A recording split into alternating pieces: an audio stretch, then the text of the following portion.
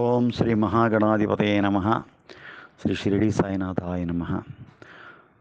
గోచార ఫలితాలు ఎంతవరకు మనం దీన్ని ఫాలో అవ్వచ్చు అనేటువంటి విషయం. ప్రతి సిద్ధాంతి కూడా జాతకం చెప్పేటప్పుడు జాతకంతో పాటుగా గోచారం చూడకుండా జాతకం చెప్పరు. కారణం ఏంటంటే 60% జాతక ఫలితాలు, 40% గోచార ఫలితాలు కలిపి చెబితేనే అది మనకి పూర్తిగా నమ్మకం, నిజం ఏర్పడుతుంది.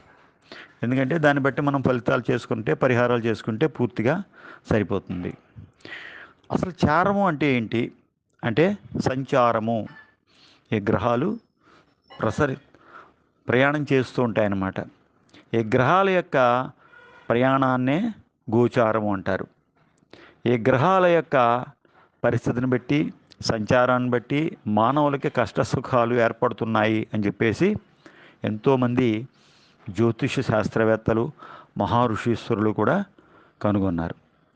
జన్మ నక్షత్రం బట్టి కానీ, నామ నక్షత్రాన్ని బట్టి కానీ మన యొక్క రాశిని తెలుసుకొని ఆ రాశికి ఏ ఏ గ్రహాలు ఏ ఏ స్థానాలలో ఉన్నాయో మనం చూసి ఫలితం చెప్పడమే గోచార ఫలితం. ఈ గోచారం గురించి వశిష్ఠాది మహారుషీశ్వరులందరూ కూడా చెప్పారు. ఇవన్నీ కూడా శుభఫలదాయకం, అన్నీ కూడా కరెక్ట్గా జరుగుతాయని చెప్పేసి. ఉద్యోగ ప్రయత్నాలు కానీ, తీర్థయాత్రలు కానీ, ఇవన్నీ కూడా మనం ఈ గోచారాన్ని బట్టి వివాహం గురించి కూడా చెప్పచ్చు. ఈ గ్రహాలు మొత్తం రవి, చంద్రుడు, కుజ, బుధ, గురు, శుక్ర, శని, రాహుకేతువులు. ఇవన్నీ కూడా రవి 1 నెల, చంద్రుడు 2.5 రోజులు, కుజుడు 45 రోజులు, బుధుడు నెల, గురుడు సంవత్సరం, శుక్రుడు నెల, శని 2.5 సంవత్సరాలు, రాహువు 1.5 సంవత్సరం, కేతు 1.5 సంవత్సరం అలా సంచరిస్తూ ఉంటారనమాట. వాళ్ళ యొక్క గమనం. ఇటువంటి విషయాలలో ఆ యొక్క గోచారాన్ని బట్టి మనం ఫలితాలు కనుక చెప్పినట్లయితే అవన్నీ కూడా కరెక్ట్గా జరుగుతూ ఉంటాయి.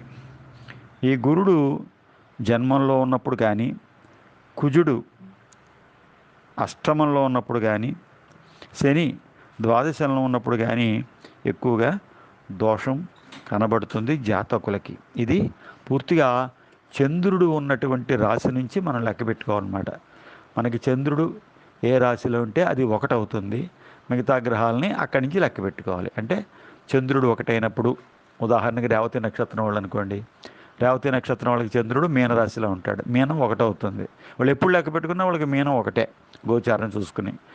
ఆయా రాశుల నుంచి రవి ఎక్కడున్నాడు, చంద్రుడు ఎక్కడున్నాడు, వాళ్ళు శుభ ఫలితాన్ని ఇస్తారా, అశుభ ఫలితాన్ని ఇస్తారా అనేటువంటి విషయాల్లో మనం బాగా తెలుసుకోవచ్చు. అయితే బాగా ఎక్కువ దోషం ఏంటంటే గురుడు జన్మంలో ఉన్న, కుజుడు అష్టమంలో ఉన్న చాలా ఇబ్బందులు ఉంటాయి. గురుడు జన్మంలో కనుక ఉన్నట్లయితే విపరీతమైనటువంటి శారీరక శ్రమ అనమాట. అసలు ఎక్కడ కూడా రెస్ట్ తీసుకోవడానికి కూడా ఉండదనమాట. అంత కష్టపడాల్సినటువంటి పరిస్థితి ఏర్పడుతుంది. అలాగే కుజుడు అష్టమంలో కనుక ఉన్నట్లయితే యాక్సిడెంట్స్ అవ్వడానికి అవకాశం ఉంటుంది. ఎముకలు విరగడం, స్థానచలనం, స్థానభంగం కూడా ఏర్పడతాయి. అలాగే శని 12 ఉంటే అంటే మనకి ఇంచుమించుగా ఏలినాటి శని అనమాట. శని 12, 1, 2 రాసుల్లో ఉన్నప్పుడు ఏలినాటి శని కదా. శని 12వ రాశిలో ఉన్నప్పుడు ఎక్కువగా అపవాదులు, ప్రాణభయం కూడా కలుగుతూ ఉంటాయి. అటువంటి వాళ్ళందరూ కూడా చీప్ అండ్ బెస్ట్ ఏంటంటే దానం.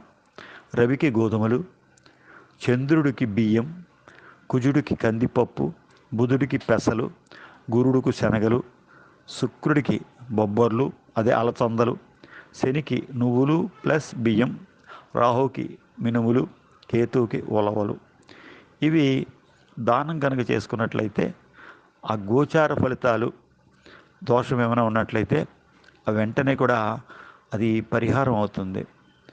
తర్వాత ఈ శ్లోకాలు కూడా చదువుకోవచ్చు. జపా కుసుమ శంకాశంకాశిపేయం మహర్జితం అనేటువంటి శ్లోకాలు నవగ్రహాలకి కూడా ఉంటాయి.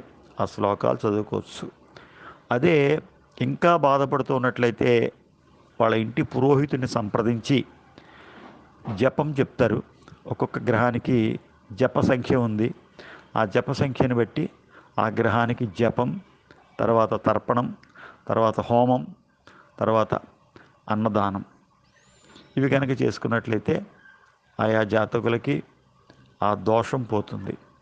ఇదే విధంగా ఆయా సమయాలలో గోచారంతో పాటుగా జాతక పరిశీలన కూడా చేసి వాటిలో కూడా ఏమైనా దోషాలు ఉన్నట్లయితే రెండిటికి కలిపి యథాశక్తి పరిహారం చేసుకుంటూ ఉన్నట్లయితే ఏ విధమైనటువంటి ఇబ్బందులు కూడా ఉండవు.